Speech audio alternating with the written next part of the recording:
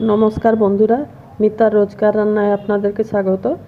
আজকে আমি ভেজিটেবল চপের রেসিপি নিয়ে এসেছি সন্ধ্যের সময় চায়ের সঙ্গে খাবার জন্য। এটা আমি করে দেখাবো কি কি দিচ্ছি। যে এটা আলু সেদ্ধ করে রেখেছি, দুটো বড় আলুকে সেদ্ধ করে একে মেখে রেখেছি। আর এক মুঠো বাদাম, এটা মটরশুঁটি, আর এটা বাঁধাকপি, গাজর, বিন আর বিট, এগুলোকে সবকে আমি গ্রেটারে গ্রেট করে রেখেছি। প্রথমে আমরা যাব পুরটা তৈরি করে নেব। চলুন পুরটা করে দেখাচ্ছি।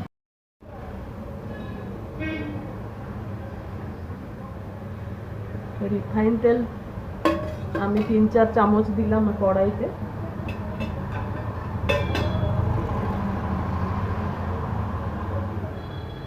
এবারে এই যে বাদামটা আছে, এটা কাঁচা বাদামটা, তো একে আগে একটু তেলেতে ভেজে নেব।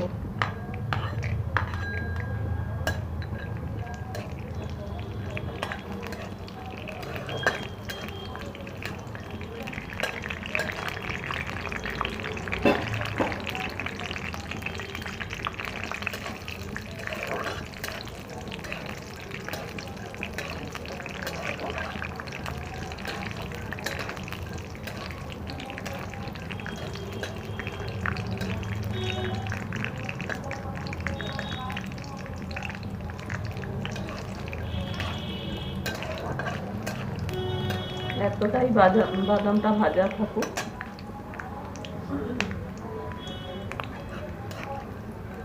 এবারে এই আনাজগুলোকে সবকে দিয়ে দিই। এই কাঁচা ভাবটা একটু যাবার পর্যন্ত একটু ভেজে নিই।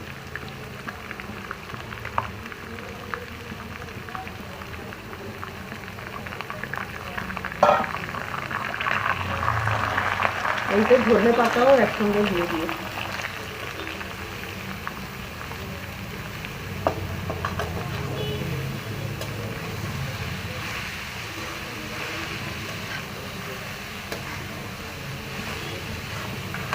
এটা হাই ফ্লেমেতে করেই ভাজছি।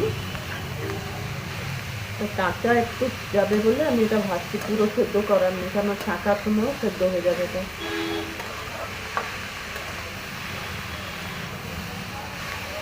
একটু ভেজে দিলে আনাজের যে জলটা বেরোবার কথা, ও জলও শুকিয়ে যাবে।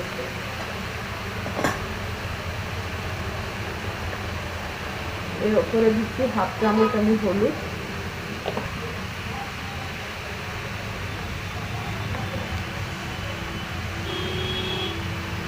হাফ চামচ কাশ্মীরি লঙ্কা গুঁড়ো,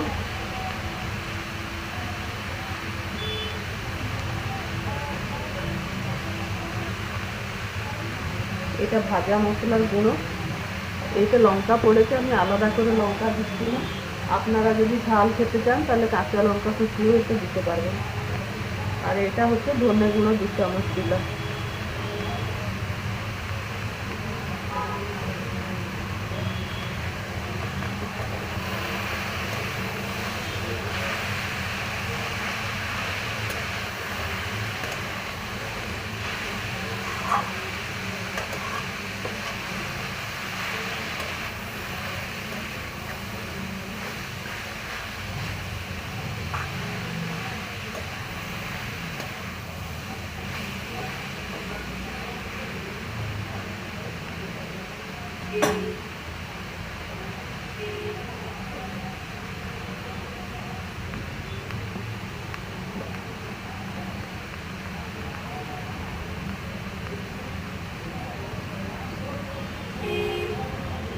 এবারে মটরশুঁটিটাও দিয়ে দিচ্ছি।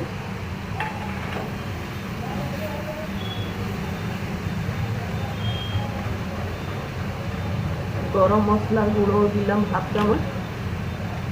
সব দিয়ে দিয়েছি, শুধু নুনটাই বাকি আছে। নুন আর একটু চিনি দেবো। একটু আনাজটা, আলুটা আগে দিই। এই মাখা আলুটাকে দিয়ে দিলাম।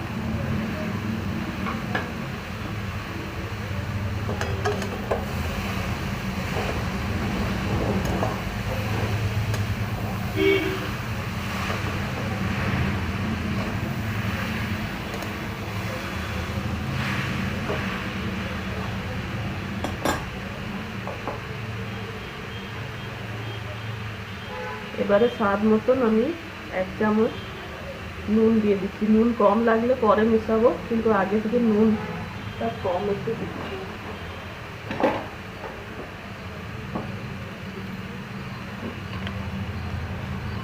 চিনিও এতে 1.5 চামচ মতন দিলাম। চিনি একটু দিলে একটু মিষ্টি মিষ্টি দুধটা লাগবে, ভালো লাগবে।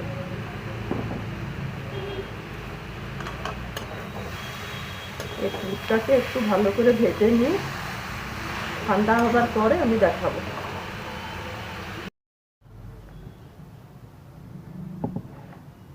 পুরটা এবারে দেখুন এইভাবে করে নিয়েছি, একটুও জল নেই এতে। পুরো এটা যতটা শুকনো হবে তত ভালো হবে, হাতেও লাগছে না। আর এইটা হচ্ছে সুজি একটু রেখেছি, শুকনো সুজিতে আমি গড়িয়ে করব, কেননা বিস্কুট গুঁড়ো নেই আমার কাছে। আপনাদের কাছে যদি বিস্কুট গুঁড়ো থাকে, বিস্কুট গুঁড়োতে এটাকে গড়িয়ে দেবেন। আর যদি না থাকে তাহলে এই যে বিস্কুট, যে ব্রিটানিয়ার যে বিস্কুট আসছে ওটাকেও গুঁড়ো করে ওতেও গড়াতে পারবেন। আর এইটা হচ্ছে এই যে গোলানোটা আমি দেখাচ্ছি, এইটা হচ্ছে যে 1.5 চামচ ময়দা নিয়েছি, আর 1 চামচ আমি কর্নফ্লোর নিয়েছি, আর একটু নুন দিলাম, আর একটু গোলমরিচ গুঁড়ো। এটাকে দিয়ে এইভাবে এটাকে একদম পাতলা নয় কি একদম ঘন নয়, এই চামচে দেখুন, চামচেতে যেমন একটু লেগে থাকার মতন লাগাবে পেছনে, এতটাই এটা ঘন থাকবে। এবারে আমি একটা একটা করে গড়ে দেখাচ্ছি।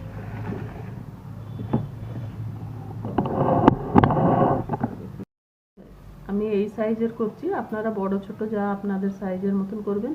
আমি একটু এটা বাজারের মতন সাইজের করছি, আর শেপও অমনি দিয়েছি। আপনারা যদি চাইলে অন্য শেপেরও করতে পারবেন। একটা একটা করে আমি করে দিচ্ছি।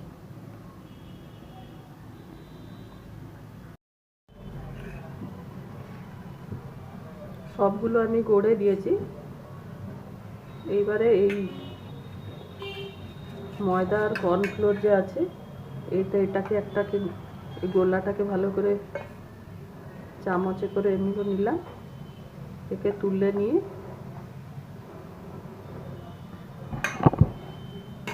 এই যে সুজিটা আছে, সুজিতে আমি কোট করব। সুজিতে কোট করবার সময় এটাকে একটু ভালো করে হাতেও এইভাবে এমনি করে দিলে পুরো সুজিটা এতে লেগে যাবে। তারপরে এটা ছাঁকা, তেলটা পুরো ভালো করে গরম হয়ে গেছে। এবারে আমি একটা একটা করে ছাড়।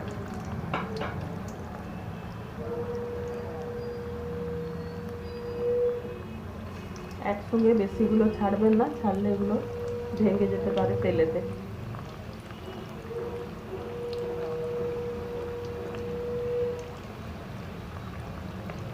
পুরো খাবার মতন টিস্যু পেপারে একটু ফেলে দেবেন, এক্সট্রা তেলটা এতেই চলে যাবে। খুব একটা তেলও আসেনি, তবুও যতটুকু তেল আসছে ওটা সবগুলোই বেরিয়ে যাবে। আর আমি যেভাবে করে দেখালাম ওইভাবে একবার আপনারা করবেন। খেয়ে ভালো লাগলে আমার চ্যানেলটাকে লাইক, শেয়ার, সাবস্ক্রাইব করতে অনুরোধ রইল। ধন্যবাদ।